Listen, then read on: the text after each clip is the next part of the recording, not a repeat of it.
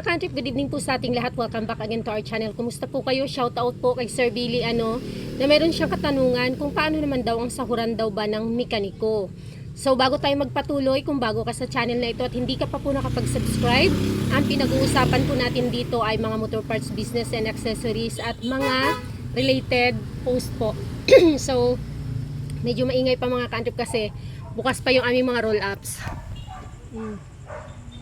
Yung parang gate lang ng screen ng gate ang open, tapos dumating na yung partner ko, asawa ko, galing sa kabilang branch namin na 2 weeks pa lang na nag-open. So yung mga stocks doon, kumbaga galing dito pa lang, wala pa siyang sariling order niya. At ayun, tamang-tama yung tanong ni sir kasi magto 2 weeks pa lang din yung mekaniko namin doon. Yung mekaniko doon is galing din siya sa ibang shop, pero matagal na siyang naka-resign, kumbaga 3 months na siyang nabakante bago siya naka-apply sa amin nung nalaman niyang mag-o-open na kami at hiring kami. So tungkol doon sa pasahod na mekaniko, alam niyo mga country, iba-iba.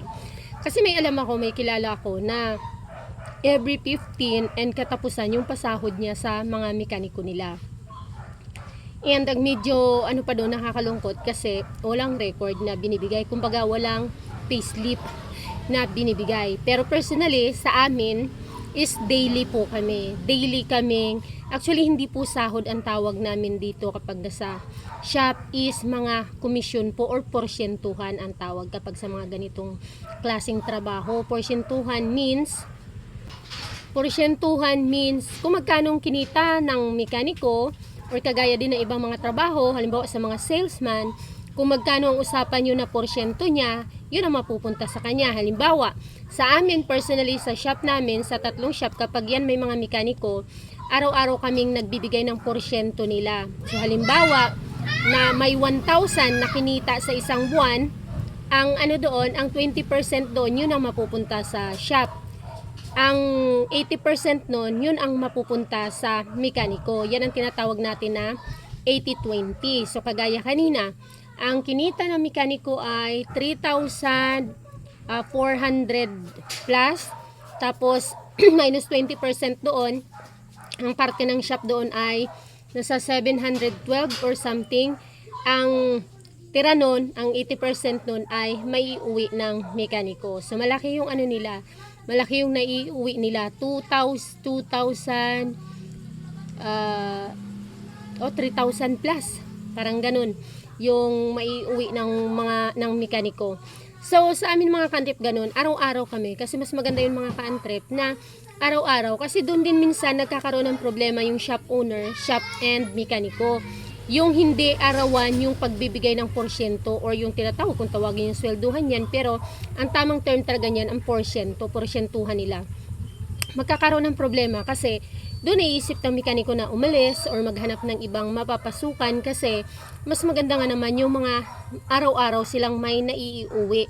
Araw-araw silang may kinikita or may kita na i-remit sa asawa nila para mabudget naman nila yung pang araw-araw nila na gastusin. Hindi kagaya halimbawa kung shop nyo, tatayo nyo, tapos mag 15 katapusan kayo, tapos CECE lang, doon kasi hindi nila matatansya, lalo na't hindi naman natin alam dito sa shop kung kailan malakas at kung kailan mahina.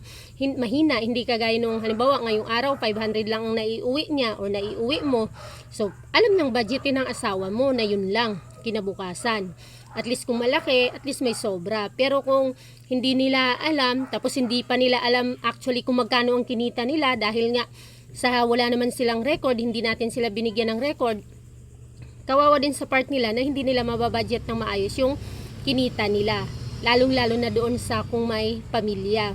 So iba-ibang patakaran sa amin talaga, kumbaga ano ba tawag dito, accountability and transparency dito sa amin.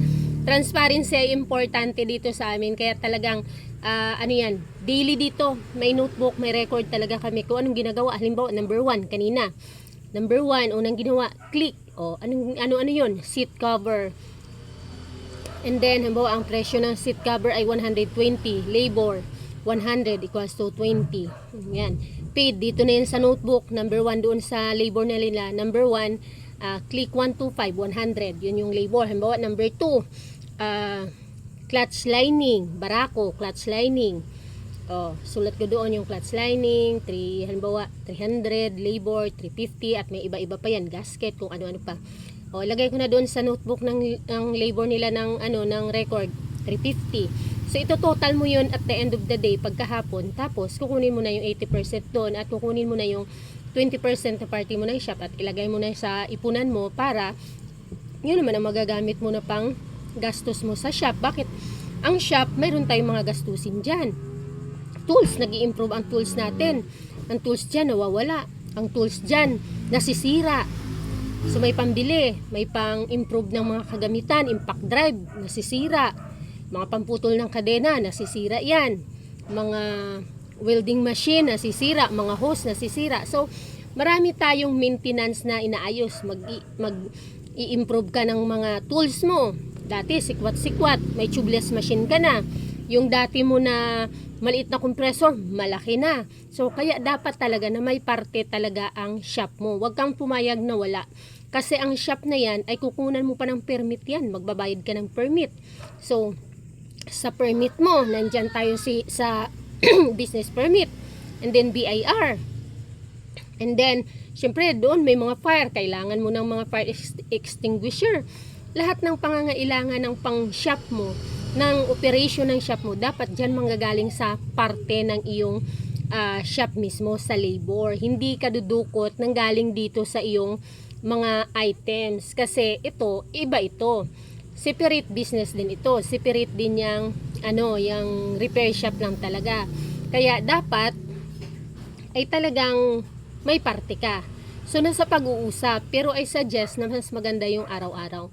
Para hindi, yun nga din ang nagiging dahilan kung bakit minsan parang napapagod din, natatamad yung mekaniko, lalo na kung hindi nila alam kung magkano yung kinita nila, kung wala silang record at hindi mo pinapalam kung magkano labor. Meron po kasing dalawang klase ng pagsingil ng labor. Pwedeng si mekaniko ang magsingil ng labor, depende sa gawa niya. Pwede rin si shop owner. So, depende na lang sa inyo, sa pag-usap nyo, kung sino ang sisingil ng labor doon sa mga customer. Kung sino ba ang magsasabi. Halimbawa, clutch lining. So, sino ba ang nagsasabi no, nang sisingilin? Si mekaniko or si shop owner? Pero kung si shop owner, maganda dapat may papel din or may record din si mekaniko na binibigay natin para alam nila yung mga ginagawa natin, kung magkano talaga yung parte natin nila. Kasi mamaya 80-80, 80-20, hindi naman talaga nila alam kung magkano kinita nila at the end of the month or weekly or daily, di ba? So, wala sila. Ako sa mga mekaniko ko, alam ko magkano kinikita nila pag monthly. Kasi daily, alam ko, kukumputin ko lang daily. Kaya pag nasabi, walang pera, walang pera, 3,000 plus kahapon ang inuwi nyo. Tapos siya, mekaniko, tapos bibigyan niya lang yung helper niya, walang pera. Kaya ganon. Tapos ang benefits naman na tinatanong ni sir dito sa amin, pag naka 10 years ka, may 10,000 pesos ka na loyalty award. Ang mekaniko namin dito, matatagal sila. Nag-aalisan lang yan kapag silang nag-aaway. Sila syempre hindi maiwasan yung inggitan, selosan. So yung isa bago umalis dito, naka 4 years din. Yung isa, yung ngayon ay 8 years na. Tapos yung iba, mga taon lang. Yan. Sino matira matibay siyang magtatagal.